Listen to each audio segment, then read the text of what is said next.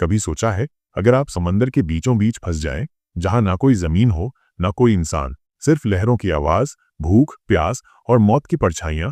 आज की कहानी किसी फिल्म की स्क्रिप्ट नहीं है। ये सच्ची घटना है एक ऐसे आदमी की जिसने समंदर से लड़कर 438 दिन तक जिंदा रहने की कहानी लिखी। एक इंसान, एक नाव और उसके खिलाफ खड़ा था पूरा महासागर।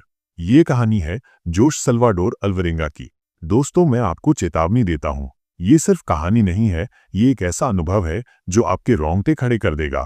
तो बैठ जाइए और खुद को समंदर के बीचों बीच महसूस कीजिए। साल था 2012, तारीख 18 नवंबर।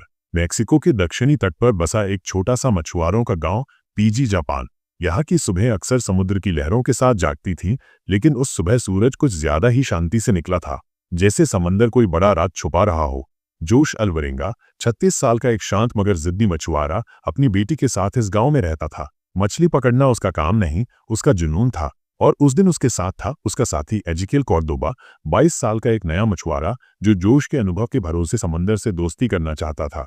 दोनों निकले थे बस एक दिन की मछली पकड़ने की यात्रा पर, लेकिन किस्मत ने उनके लिए लिखा था 438 दिन की कैद, मौत की कोठरी में।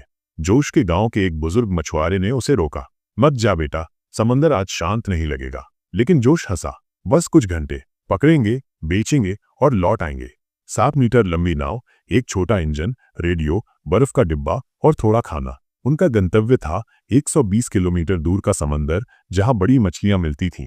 शुरुआत में सब सही चला, मछलियां मिली, खुशी मिली, उम्मीद जगी। लेकिन समंदर को शायद इंसानी योजना पसंद नहीं।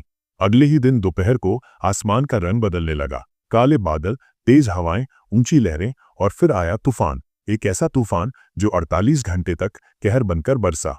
रेडियो टूट गया, इंजन बंद, नाव लहरों पर एक खिलौने की तरह बहने लगी। मछलियां फेंकनी पड़ी ताकि नाव डूबे नहीं। लेकिन जब तूफान रुका, वो वहीं नहीं थे जहां से निकले थे। अब वे थे 400 किलोमीटर दूर खुले समुद्र में। शुरू हुई भूख की लड़ाई, प्यास का संघर्ष और जिंदा रहने की जिद। बारिश का पानी, पक्षी, कछुए, मछलियां, सब कच्चा खाना पड़ा। सपनों की जगह अब सपनों में मौत आने लगी थी। एजिकियल, वो जवान था लेकिन मन से कमजोर, 4 महीने तक लड़ता रहा जोश के साथ। लेकिन फिर उसका शरीर जवाब देने लगा, बीमार हुआ, चुप हो गया और एक दिन हमेशा के लिए सो गया। जोश अपने साथी का शव खुद समुद्र को सौंपता है। उसके बाद जोश अकेला रह गया नाव में। समंदर के बीच 134 किलो वजन से घटकर वो बन गया 60 किलो का ढांचा। वो हर सुबह उठता सोचता आज आखिरी दिन है। हर रात पूछता खुद से, क्या ये मेरी आखिरी रात है? लेकिन एक चीज थी जिसने उसकी रूह को मरने नहीं दिया, उसकी बेटी की हंसी, उसकी आवाज, उसकी आंखें। वो समंदर से नहीं लड़ रहा था, अब वो अपनी बेटी तक लौटने की कसम से लड़ रहा था।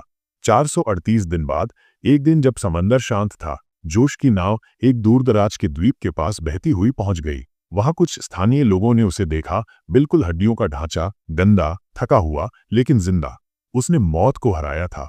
दोस्तों, जोश की कहानी हमें सिखाती है कि इंसान तब तक नहीं हारता जब तक वो खुद हार मान न ले। एक टूटी नाव में भूख, प्यास, अकेलापन, मौत, सब कुछ उसके खिलाफ था, लेकिन एक चीज उसके साथ थी, उसका हौसला।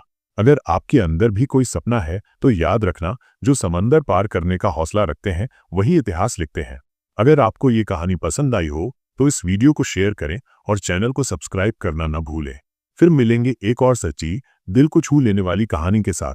तब तक याद रखिए, जिंदगी जंग है, लड़ोगे तभी बचोगे।